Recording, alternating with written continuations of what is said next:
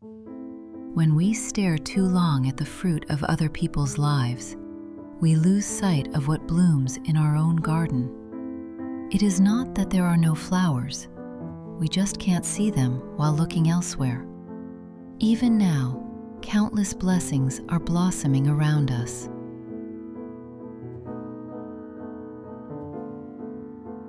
My name is Renshin. I am not a monk you can visit in person.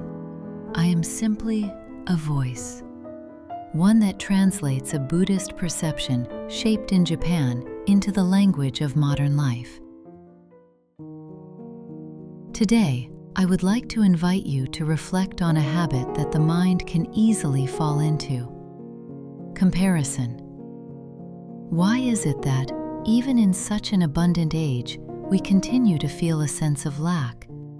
We live in an era where other people's lives have become constantly visible.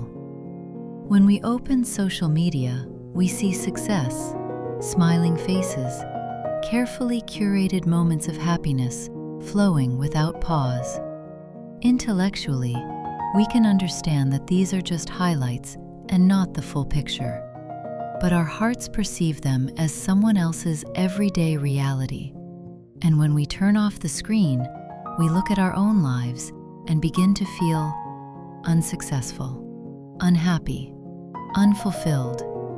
Social media has turned comparison from an occasional check-in into something as constant as breathing. We are no longer comparing ourselves to our peers. We are comparing ourselves to the carefully selected moments of the most polished lives from around the world. This kind of comparison does not motivate us.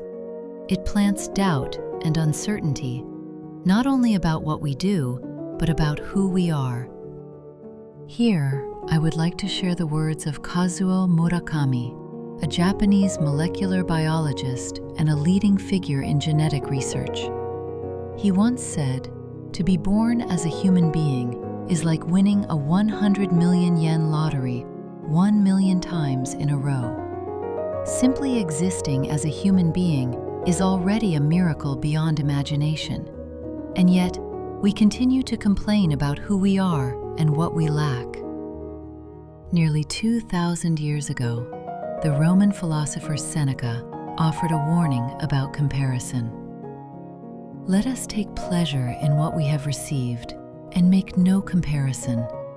No one will ever be happy if tortured by the greater happiness of another. In other words, freedom from comparison begins not by gaining more, but by recognizing what has already been given to us. In the Lotus Sutra, gratitude is not a matter of manners or social custom. It arises from a deep recognition that simply being alive is already a miracle and already worthy of reverence. Ability and inability, wealth and poverty, status and role.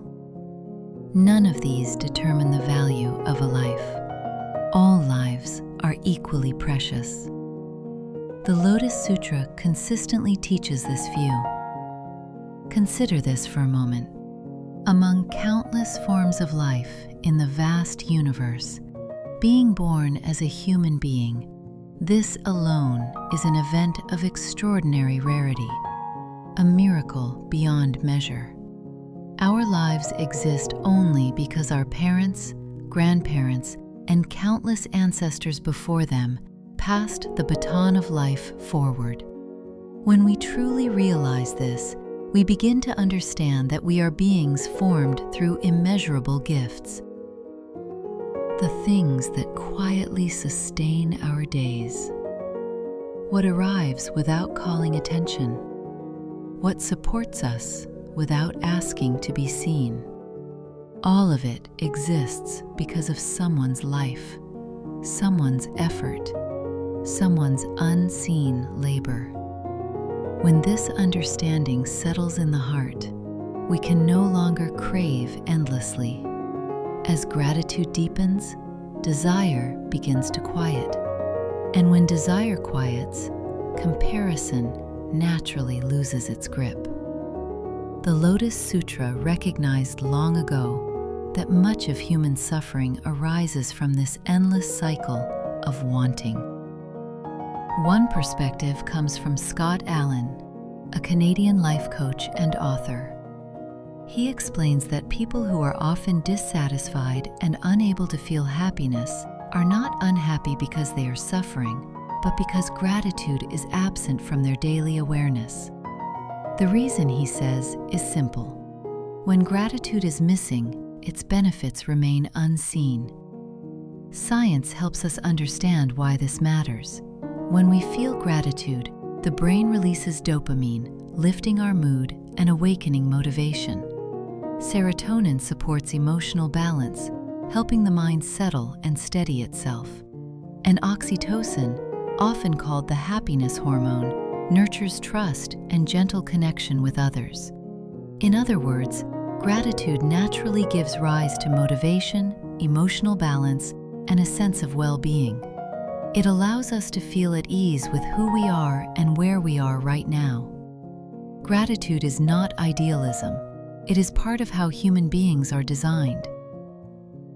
Happiness does not come from the outside, from material things we own, or comparisons with other people. Our happiness is already within us.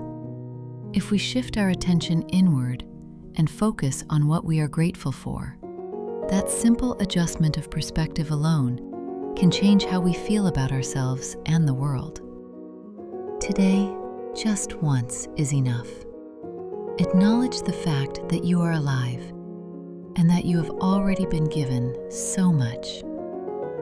Quietly, offer gratitude within your own heart. That is enough. When we stare too long at the fruit of other people's lives, we lose sight of what blooms in our own garden. It is not that there are no flowers. We just can't see them while looking elsewhere. Even now, countless blessings are blossoming around us. If you would like to continue receiving reflections like this, quiet questions to sit with in your own time, I would be grateful if you chose to subscribe to this channel. For those who wish to explore this theme more deeply, together with Buddhist insight, I continue the reflection on Substack. Beyond this point, we enter an even more mindful space.